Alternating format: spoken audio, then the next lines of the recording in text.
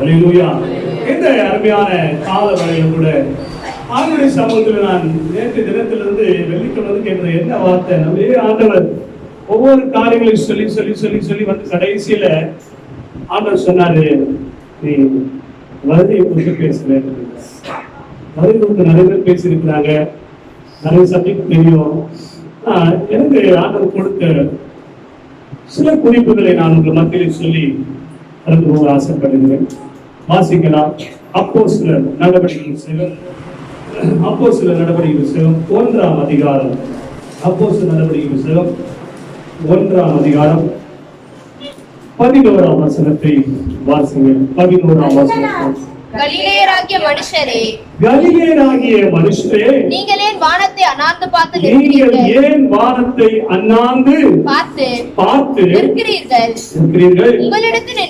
உங்களிடத்திலிருந்து வானத்துக்கு எடுத்துக்கொள்ளப்பட்ட இந்த இயேசுவானவர் எப்படி உங்கள் கண்களுக்கு முன்பாக வானத்துக்கு எழுந்தருளி போனாரோ அப்படியே மறுபடியும் வருவார் என்றார். எப்படி ஆண்டவராய் இயேசு கிறிஸ்து வானத்துக்கு எழுந்தருளி போனாரோ அப்படியே வருவார். வருவார். நம்முடைய வீட்டுக்கார வேலைக்கு அனுப்பிட்டோம்னா வரமாட்டாருன்னு யாருமே சொல்றது.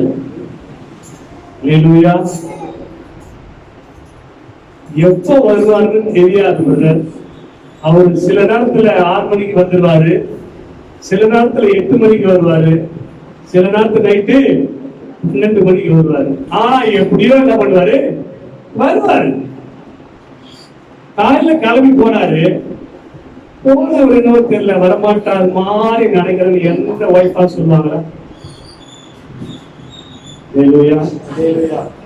வீட்டுக்காரு காலையில வேலைக்கு போனாரு, போனவர் வருவாரா வரமாட்டாரா, நைட்டு அங்கேயே வேலை பண்ண தங்கிடுவாரா அப்படின்னு யாராவது சொல்றாங்களா? அவரு எந்த சூழ்நிலையா இருந்தாலும் என்ன பண்ணுவாரு, கண்டிப்பா எனக்காக வரலனால என் பொண்ணுக்காக வந்துருவாரு. சொல்றமா இல்லையா? அதே போலதான் இங்க பேதுரு சொல்லுகிறார், ஆண்டவராகிய இயேசு கிறிஸ்து எப்படி வானத்துக்கு எழுந்தருளி போனாரோ அதுபோல மறுபடியும் அவர் என்ன செய்வார், வருவார். எத்தனை பேர் விசுவாசிக்கிறோம் ஆண்டவராகிய இயேசு கிறிஸ்து மரித்தார், அடக்கம் பண்ணப்பட்டார், எழுந்து பரலோகத்திலே இப்போ அவர் வீற்றிருக்கிறார், மறுபடியும் வருவார் என்று எத்தனை பேர் விசுவாசிக்கிறோம்? சத்தம்.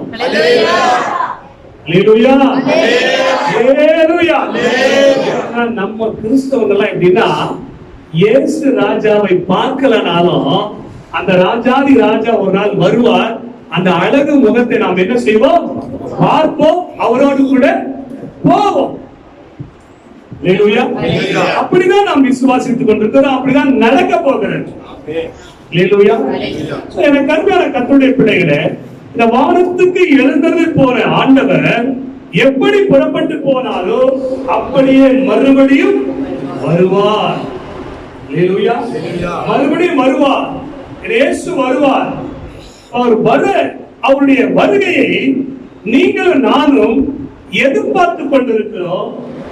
இதில் நம்முடைய தேவைகள் இருக்கிறது, அந்த தேவைகள் சந்திக்கப்பட்டுக் கொண்டே இருக்கிறது, அவைகளை நாம் பார்த்து கொண்டிருக்கிறோம். அதே நேரத்தில் மணவாளனாகிய இயேசு கிறிஸ்து வரப்போகிறார், அவருடைய வருகையை எதிர்பார்த்து கொண்டிருக்கிற சபையா இருக்கிறது. அல்லேலூயா, அல்லேலூயா. கருமையான தேவனுடைய பிள்ளைகளை, நாம் என்ன வேலைகளை செய்தாலும், எவ்வளவு சம்பாதித்தாலும், எத்தனை வீடுகளை தேவன் நமக்கு வாங்க உதவி செய்தாலும், நம்முடைய எண்ணம் எல்லாம் என் இயேசு பரலோகத்திலே போய் அமர்ந்திருக்கிறார், அவர் மறுபடியும் வருவார். அல்லேலூயா, மறுபடியும் வருவார். அந்த வருகிற இயேசுவை நான் சந்திக்க ஆயத்தமாக வேண்டும். அல்லேலூயா, அல்லேலூயா. மத்தேயு சுவிசேஷம் 24ஆம் அதிகாரம் 44ஆம் வசனத்தை வாசிக்கும் பொழுது, மத்தேயு சுவிசேஷம் 24ஆம் அதிகாரம் 44 நீங்கள் நினையாத நாழிகையில் நீங்கள் நினையாத நாளிலே மனுஷகுமாரன் வருவார். மனுஷகுமாரன் வருவார். ஆதலால் நீங்களும் ஆயத்தமாயிருங்கள். நீங்களும் ஆயத்தமாயிருங்கள். ஆயத்தமாயிருங்கள். அல்லேலூயா. நினையாத நேரத்திலே மனுஷகுமாரனாகிய இயேசு கிறிஸ்து வருவார். அவர் வரும் பொழுது நாம் ஆயத்தமாய் இருக்க வேண்டும். அல்லேலூயா. நாம் ஆயத்தமாய் இருக்க வேண்டும். எப்படி ஆயத்தமாய் இருக்க வேண்டுமா?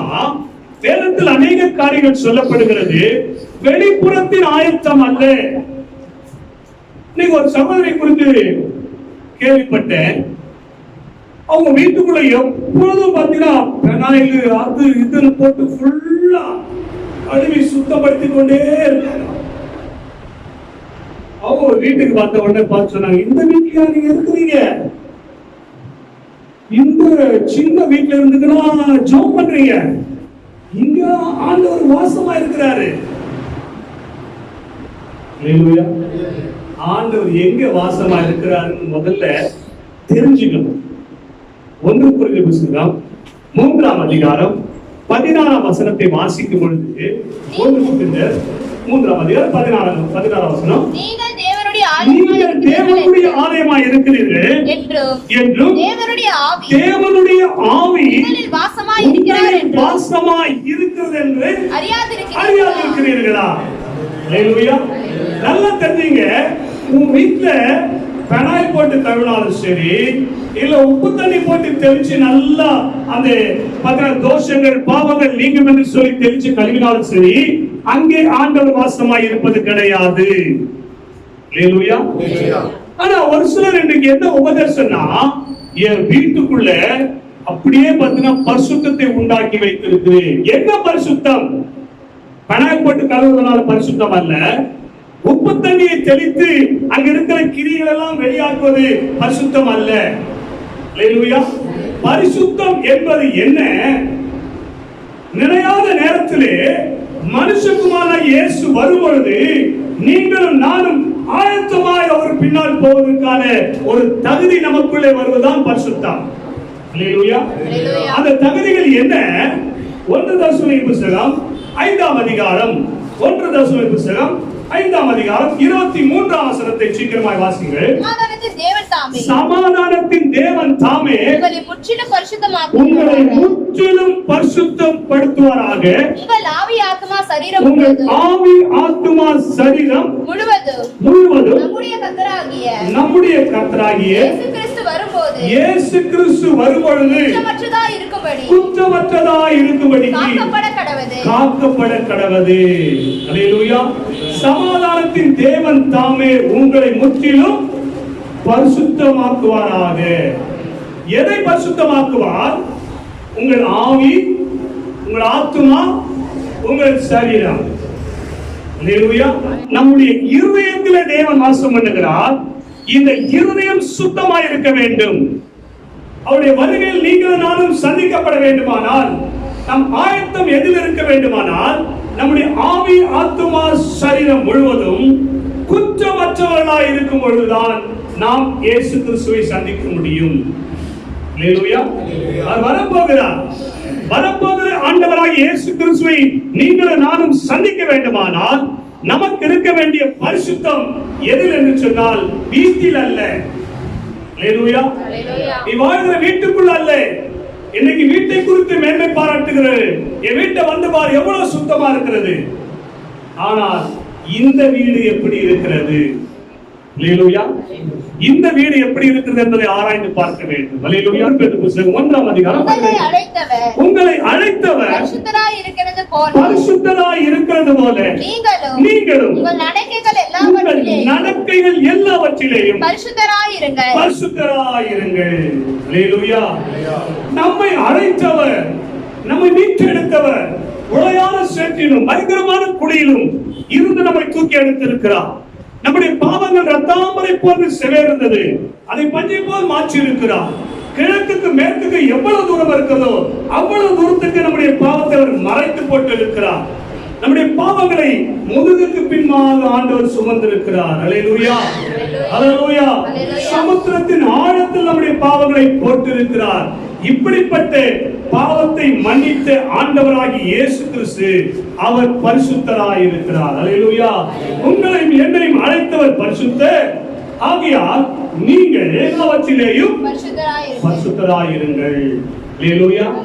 நீ அடுத்து வாசிங்கன்னா ஆவி ஆத்மா சரீரம் முழுவதும் அல்ல, அடுத்து சொல்லப்படுகிறது. அதே 1 பேதுரு 3 அதிகாரம் 15 வசனத்திலே 1 பேதுரு 3:15 கர்த்தராகிய தேவனை உங்கள் இருதயங்களில் பரிசுத்தம் பண்ணுங்கள். அல்லேலூயா.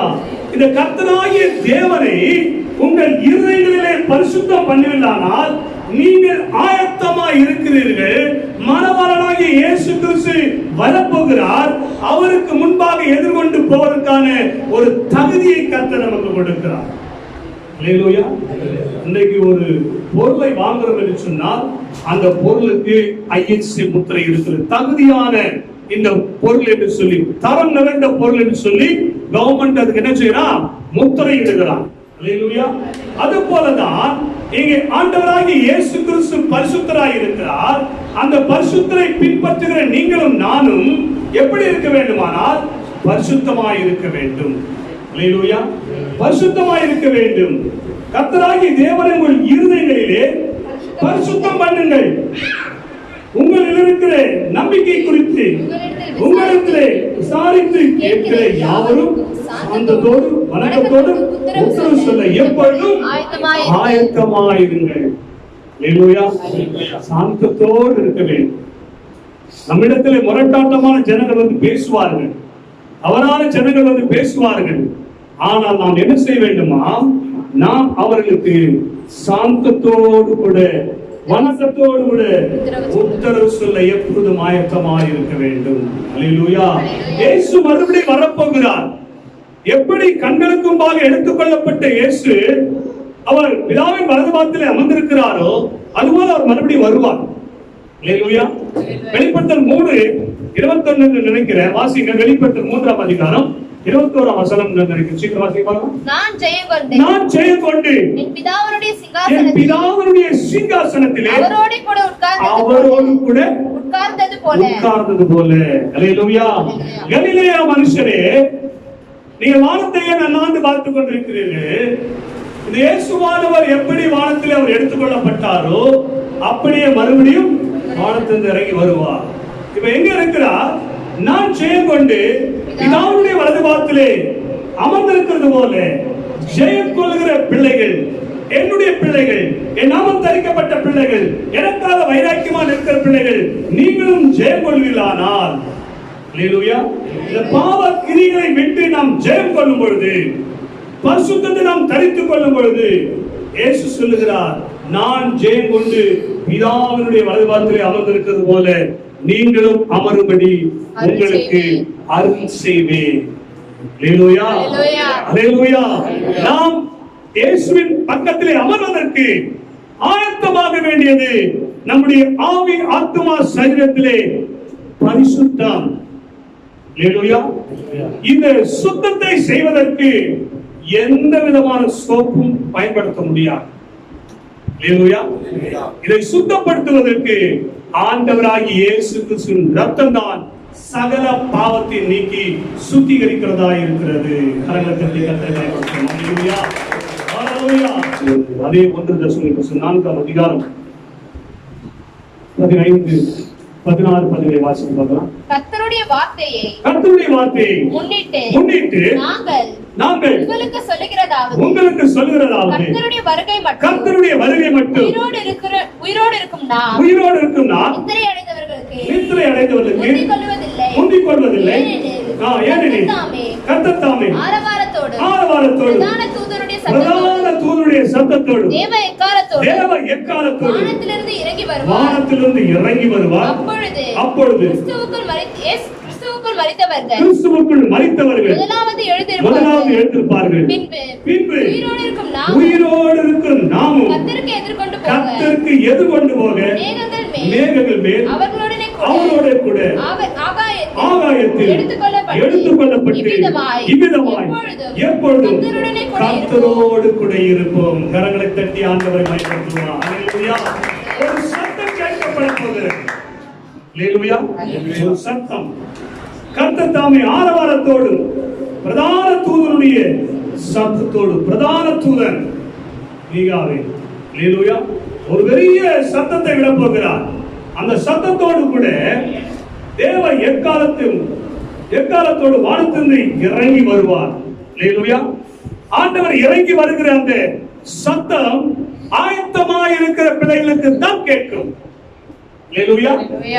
ஆண்டவருக்குள் தங்களை பரிசுத்தமாக்கிக் கொள்கிறவர்களுக்கு தான் கேட்கும். தங்களை எப்பொழுதெல்லாம் தங்களை பரிசுத்தமாக்கிக் கொள்கிறார்களோ, வேதம் திட்டமாய் சொல்லுகிறது. வெளிப்படுத்தல் 22ஆம் அதிகாரம், வெளிப்படுத்தல் 22ஆம் அதிகாரம் 11-12 வசனங்கள் வாசிக்கிறேன்.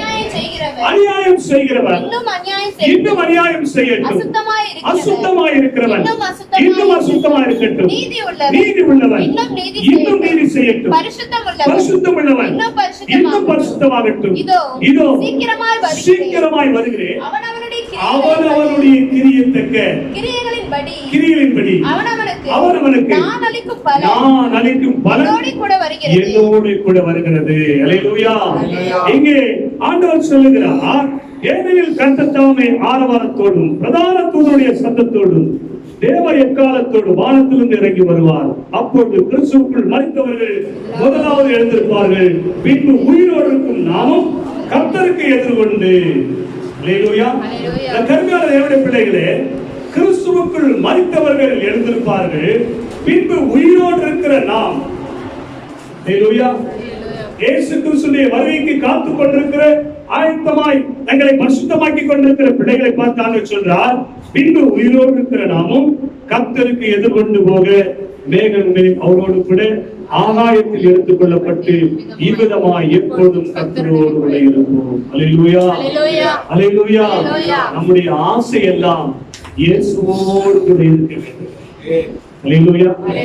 எப்போது காலையில் ஜெபம் பண்ண சொல்ல, ஆண்டவரே என் ஆசைலாம் நீங்க என் கூட இருக்கிற அவங்க கூட இது போதும். அல்லேலூயா. எனக்கு சின்ன வயசுல இருந்தே நிறைய காரியங்களை கொடுத்துட்டீங்க. பெரிய ஆளுங்க செய்ய வேண்டிய சாதனைகள்லாம் ஆண்டவரே இருக்கிறதுனால செய்திருக்கிறப்பா. எனக்கு இப்ப தேவை என்னன்னா, நீங்க என் கூட இருக்க. அல்லேலூயா. நான் எப்பொழுதும் உங்களோடு கூட இருக்கிறேன். இதுதான் என்னுடைய ஆசை. அல்லேலூயா. நாம் அவரோடு கூட இருக்க வேண்டும், அவர் நம்மோடு கூட இருக்க வேண்டும். அல்லேலூயா. வேதவசனம் சொல்றார், நீங்கள் கர்த்தரோடு இருந்தால் அவர் உங்களோடு இருப்பார், நீங்கள் அவரை விட்டுவிட்டால் அவர் உங்களை விட்டு விடுவார். அல்லேலூயா. நம்ம எப்பவுமே எதிர்பார்க்கிறது என்னன்னா, நான் ஆண்டவரோடு கூட இருக்க வேண்டும், ஆண்டவரோடு கூட வாழ வேண்டும். அல்லேலூயா. பெரிய ராஜாவோடு இருந்தா ராஜா நம்மளை பிச்சைக்காரன் வச்சிருவாரா? அல்லேலூயா. அவர் எங்கெல்லாம் என்னெல்லாம் செய்யறாரு அவர் கூட இருக்கு, நமக்கு அக்ஷர மரியாதை இருக்கு. அல்லேலூயா. ஐயா எம்எல்ஏ கூட போறாரு, எம்எல்ஏக்கு போற சாதனை அடுத்து என்ன பண்ணுவாங்க, கூட வந்திருக்கு அவருக்கு ஒரு சாதனை போடுவாங்க. அவ்வளோ போட மாட்டாங்க. அவருக்கு ஒரு பூசெட்டு கொடுத்தாலும் இவருக்கு ஒரு சின்ன ஒரு பூசெட்டாலும் கொடுப்பாங்க. இது உலகத்தின் அடிப்படை. அதுபோலதான் நாம் ஆண்டவரோடு கூட இருந்தால் அவர் நம்மோடு கூட இருப்பார். அவரோடு கூட இருக்கிற பிள்ளைகளுக்கு ஆண்டவர் ஒரு நன்மையும் குறைபடாதபடி பாதுகாத்துக் கொள்வார். அல்லேலூயா. ஒரு நன்மையும் குறைபடாது. கர்த்தருடைய கர்த்தருடைய பிள்ளைகளே, நமக்கு தேவை என்னன்னு சொன்னால், இத ஆயத்தமாய் அவரை சந்திப்பதற்கு வேண்டிய பரிசுத்தம் நமக்கு தேவை. அல்லேலூயா. நிறைய தேவை இருக்குது, நிறைய பிரச்சனை இருக்குது. ஆனா முதலாவதாக நாம் தேவனுடைய ராஜ்யத்தின் நீதி தேட தேட தேட எல்லாமே நம்ம கற்றுக் கொடுத்து கொண்டே நான் இருக்கிறார். அல்லேலூயா. அந்த சத்தம் எக்கால சத்தம் தொனிக்க போகிறது.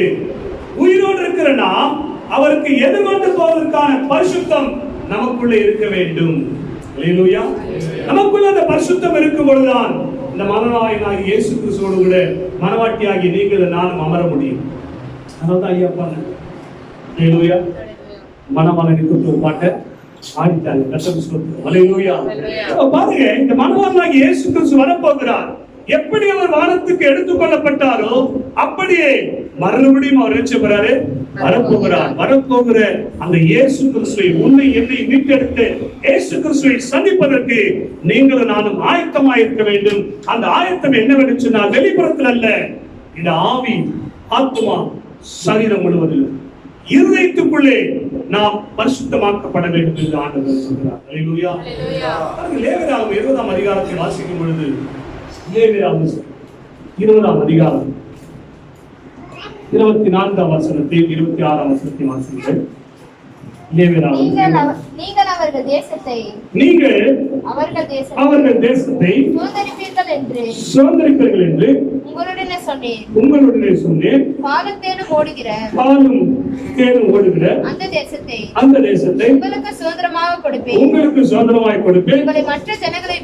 உங்களை மற்ற ஜனங்களை விட்டு பிரித்தெடுத்த தேவனாகிய கர்த்தர் நானே. உங்கள் தேவனாகிய கர்த்தர் நானே. நல்லா நிறுத்தி நிதானிச்சு படிச்சுமானா, மற்ற ஜனங்களை விட்டு பிரித்தெடுத்திருக்கிறார் நம்மை. மற்ற ஜனங்களை, ஒருவேளை அவனுடைய சொந்த குடும்பத்தை விட்டு ஆண்டவர் பிரித்தெடுத்திருப்பார். ஆபிரகாம் அவருடைய சந்ததி முழுவதும் விக்கிரகத்தை வணங்கினவர்கள். தேராகு தகப்பனார் விக்கிரகத்தை உருவாக்கி அதை விற்றவர். ஆனால் அந்த குடும்பத்திலும் தான் ஆண்டவர் ஆபிரகாமை பிரித்தெடுத்து ஆதியாகமம் 12ஆம் அதிகாரத்திலே முதல் சொல்றாரு, நீ உன்னுடைய ஜனத்தையும் இனத்தையும் தகப்பன் வீட்டையும் விட்டு நான் உனக்கு காண்பிக்கும் தேசத்திற்கு போ. அல்லேலூயா. என்னுடைய வாழ்க்கையில பெரிய ஆசீர்வாதமே வராத காரணம் என்ன? நாம் பெரிய காரியங்களை சாதிக்காம போவது காரணம் என்ன? நாம் மற்ற ஜனங்களை விட்டு இன்னும் பிரிக்கப்படாமல் இருக்கிறோம். அல்லேலூயா. 26ஆம் வசனத்தை வாசிங்கள். 26. அதே லேவியராகமம் 20. கர்த்தராகிய நான் பரிசுத்தராய் இருக்கிறபடியால் நீங்களும் எனக்கு ஏற்ற பரிசுத்தராய் இருப்பீர்களாக. நீங்கள் என்னுடையவர்களாய் இருக்கும்படிக்கு. நல்லா தெரியுங்க, மற்ற ஜனத்தை விட்டு பிரிக்கும்படியாக நான் உங்களை ஏற்படுத்தினேன். நீங்கள் என்னுடைய ஜனங்களாய் இருக்கும்படிக்கு உங்களை மற்ற ஜனங்களை விட்டு பிரித்தெடுத்திருக்கிறேன். நீங்கள் என் ஜனங்கள், நான் உன் தேவன். நான் பரிசுத்தராய் இருந்தது போல நீங்களும் பரிசுத்தமாய் இருக்க வேண்டும். அல்லேலூயா. மற்ற ஜனங்களை விட்டு பிரித்தெடுத்திருக்கிறார் நம்மை. நமக்குள் ஒளியின் வல்லமை கொடுத்திருக்கிறார். ஒரு வித்தியாசமான அபிஷேகத்தை கற்றுக் கொடுத்திருக்கிறார். நடந்தால் சத்துரு பயப்படும். அவர் பரிசுத்தராய் இருக்கிறார்.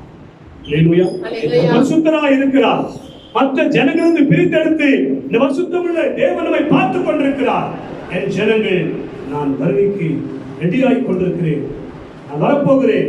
என் ஜனங்கள் ஆயத்தமா இருக்கிறார்கள். அவருக்குள்ளே பரிசுத்தம் பெருகிக் கொண்டிருக்கிறது சொல்லி அவர் எண்ணிக்கொண்டிருக்கிறார். அல்லேலூயா. அவர் பார்த்துக் கொண்டிருக்கிறார். அங்கேதான் வேதம் சொல்லுகிறது.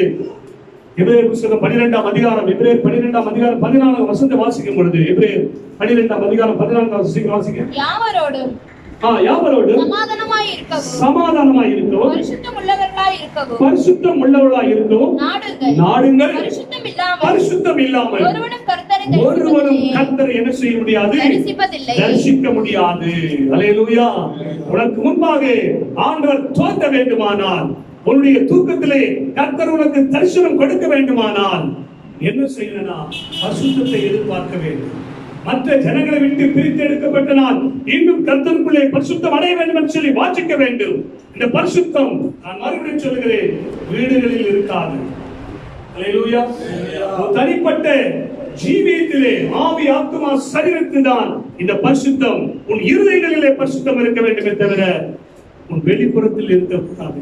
பரிசுத்தம் இல்லாமல் தேவரை தரிசிக்க முடியாது. யோபு சொல்லுகிறாரு, ஆண்டவரை என் கண்களினாலே பார்க்கிறேன். அல்லேலூயா. அல்லேலூயா. யோபு 19 அதிகாரம் 25 வசனத்தை வாசிக்கும் பொழுது, யோபு 19 அதிகாரம் 25 வசனம் 26 27 வாசிக்கும் என் மீட்பர் உயிரோடு என் இருக்கிறார் மீட்பர் உயிரோடு இருக்கிறார் உயிரோடு கூட இருக்கிறார் என்றும் என்றும் அவர் கடைசி நாளில் அவர் கடைசி நாளில் பூமியின் மேல் நிற்பார் என்றும் பூமியின் மேல் நிற்பார் என்றும் நான் அறிந்திருக்கிறேன். நான் அறிந்திருக்கிறேன். இந்த இந்த என் தோல் முதலானவைகள் தோல் முதலானவைகள் அழுகி போன பின்பு நான் என் மாம்சத்தில் இருந்து தேவனை பார்ப்பேன். அவரை நானே பார்ப்பேன். அந்நிய கண்கள் அல்ல என் கண்களே அவரை என் காணும். கண்களே அவரை காணும். அல்லேலூயா சொல்லுமா. அல்லேலூயா. அல்லேலூயா. அல்லேலூயா. கருமையான தேவனுடைய பிள்ளைகளே, பழைய ஏற்பாட்டு பரிசுத்தவான் இவரை குறித்து இயேசு சாட்சி கொடுக்கிறார். யோபு 1 அதிகாரம் 1 வசனத்தை வாசிக்கும் பொழுது ஆண்டவராகிய தேவன் கொடுக்கிற சாட்சியை பாருங்கள். வாசிங்க. யோபு தேசத்திலே